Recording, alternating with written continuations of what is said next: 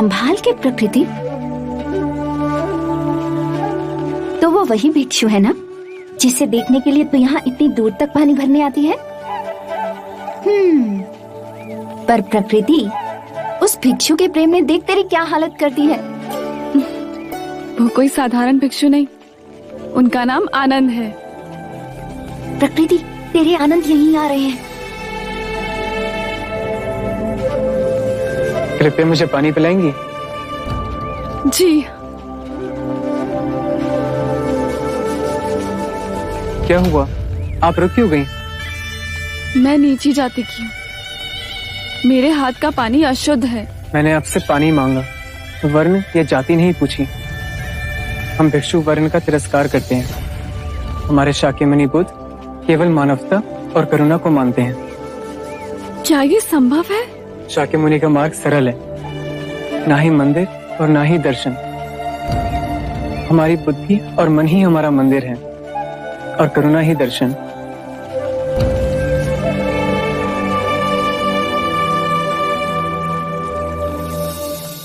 अरे बस खड़ी रह के निहारती रहेगी या जाके उससे बात भी करेगी? पर क्या बात करूं? सुनिए।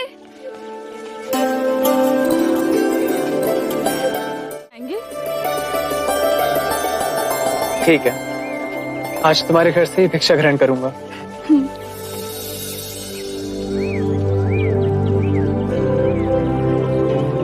दाल?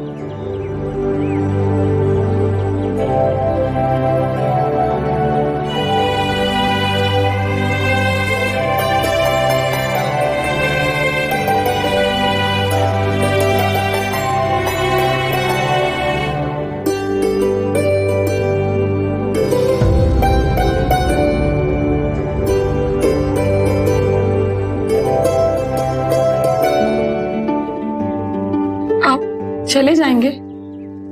हाँ। आपने मुक्ति के बारे में कहा,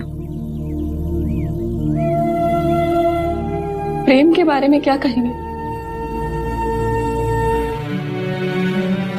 सब जीव परस्पर एक दूसरे से जुड़े हैं। भेदभाव प्रकृति ने नहीं, मानव ने बनाए हैं। प्रेम ही वो नदी है जो एक व्यक्ति से दूसरे व्यक्ति तक बहती है और उन्हें जोड़ती है।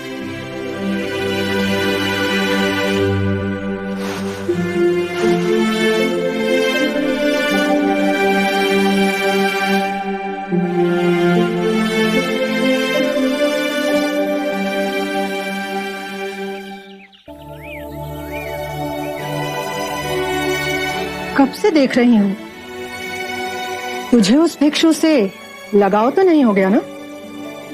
माँ, तुम्हें मेरे विवाह की बहुत चिंता रहती है ना? मैंने अपना वर चुन लिया है। मैं आनंद से ही विवाह करूंगी। बावरी हो गई है तू। वो भिक्षु है, उसने संसार त्याग दिया है। तो क्या हुआ?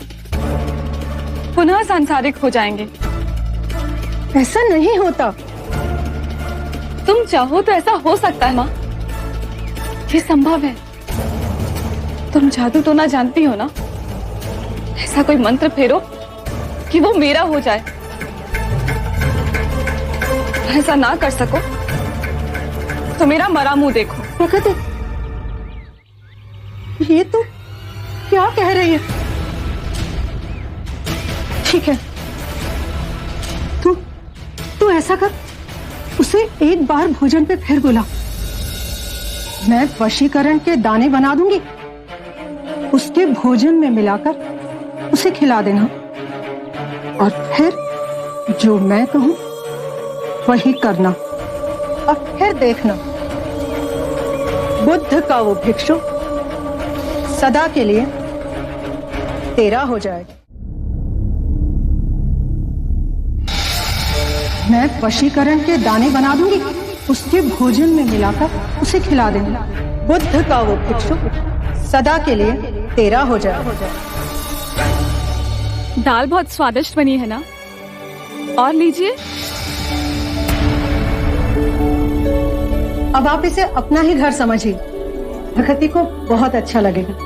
और वैसे भी उसका मन तो पूरा दिन आपके पास ही होता है।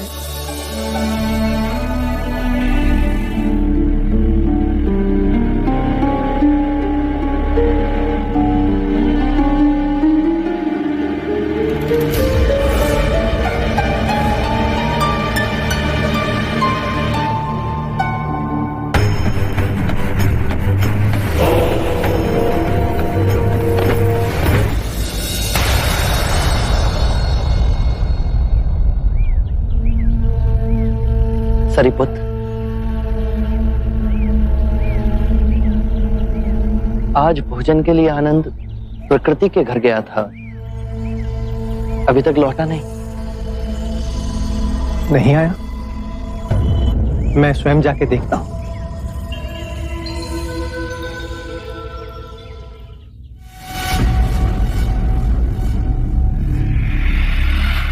ये ले, अब तू इससे गंधर्व विवाह कर ले, फिर ये भिक्षु संसारी हो जाएगा।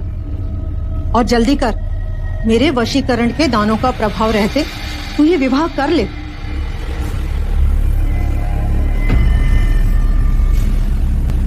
क्या सोच रही है तू? माँ, हम कुछ गलत तो नहीं कर रहे ना? हमारे में गंधर्व विवाह स्त्री की इच्छा से होता है। क्या तू ये विवाह नहीं करना चाहती? मैं तो आनंद के प्रेम में वशीभूत हूँ और मेरे जीवन में इनके सिवा और कोई नहीं।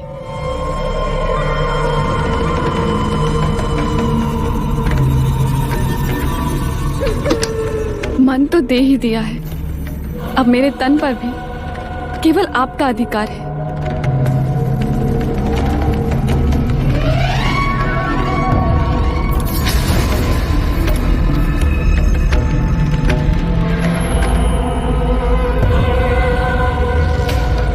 मैंने मन से आपको अपना वर मान लिया है। अब हम गंधर्व विवाह कर सदा के लिए एक हो जाएंगे।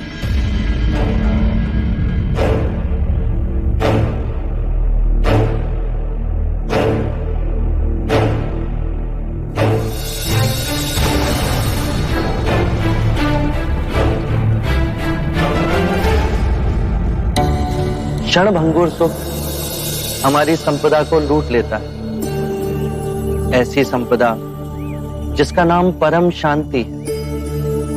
एक बार ऐसे सुख का लालच मात्र भी हमारे मन में आया तो ये जड़ पकड़ लेता है, फिर हम पकड़ लेता है, फिर हम दुख और सुख की नदी में तिनके की तरह बहने लगते हैं। यदि ऐसा क्षण आए तो क्या करना चाहिए बुद्ध? ऐसे समय में केवल अपनी सांसों पे ध्यान धरो, धीरे धीरे अपनी सांस अंदर लो, शांति से भर जाओ और फिर धीरे धीरे अपनी सांसों को छोड़ो परम शांति से।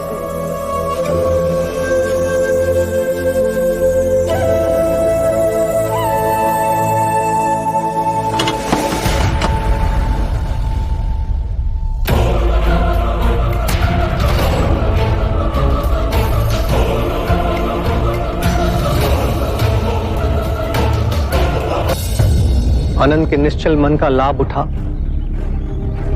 इन दोनों मां बेटियों ने उनके साथ छल किया है। प्रकृति, तुम आनंद से बहुत प्रेम करती हो ना? अपने प्राणों से भी अधिक। ऐसी क्या विशेषता है आनंद की जिसने तुम्हें इतना मोहित किया? सब कुछ, उनकी आंखें, उनकी नाक, उनके होठ, उनकी चाल, उनकी वाणी, सब कुछ। मैं उन्हें हर रूप में प्रेम करती हूँ। आनंद में रूप और गुण तो हैं ही, किसी को भी रिझा सकते हैं। क्या तुमने उसका प्रेम से भरा हृदय देखा? जानती हो आनंद सर्वाधिक प्रेम किससे करता है? मुझसे तो नहीं। यही तुम चूक गई।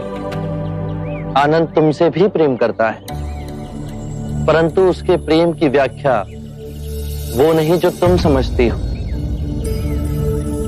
आनंद स्वतंत्र है, मुक्त है। उसका प्रेम बहुत गहरा है। वो समस्त मानव जाति से प्रेम करता है और ये चेष्टा करता है कि समस्त मानव उस प्रेम के मार्ग पर चल सकें। उसका प्रेम उसे जलाता या दुखाता नहीं है, जिस तरह तुम्हारा प्रेम तुम्हें जलाता है। यदि तुम आनंद से सच्चा प्रेम करती हो तो तुम समझोगी उसके प्रेम में कभी बाधक नहीं बनोगी, अपितु उसके प्रेम को ऊंचाइयों तक ले जाने की चेष्टा करोगी।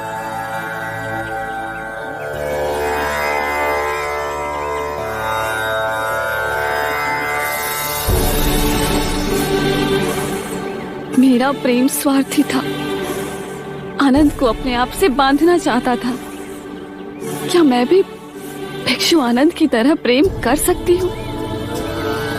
क्या आप मुझे सिखाएंगे ऐसा प्रेम जो निस्वार्थ हो, आनंद के मेघ की तरह सब पे बरसे? बुद्ध की शरण का आंचल इतना बड़ा है जिसमें मुझ जैसे गिरे लोग भी समा सकते हैं। मुझे क्षमा करें, अब से मैं भी मुक्ति के मार्ग पर चलूंगी।